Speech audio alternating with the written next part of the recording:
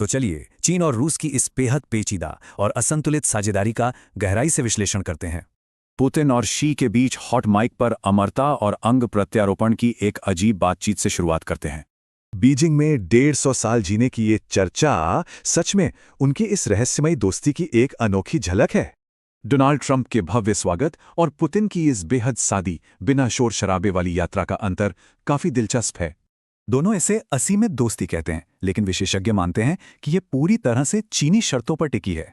और ये बात बिल्कुल साफ है, चीन के कुल वैश्विक व्यापार में रूस की हिस्सेदारी सिर्फ 4% है।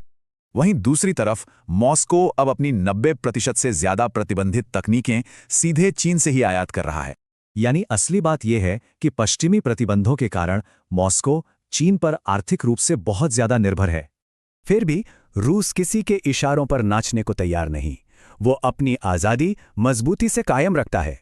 इसी गर्व को समझते हुए बीजिंग काफी संयम बरतता है।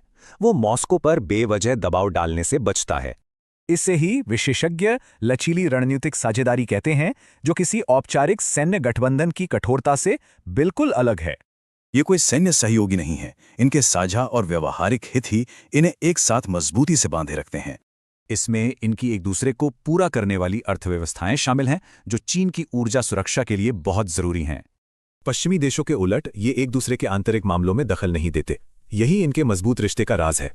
राजनीति से हटकर वीजा मुक्त यात्रा और चीनी तकनीक के जरिए लोगों का आपसी संपर्क भी तेजी से बढ़ रहा है।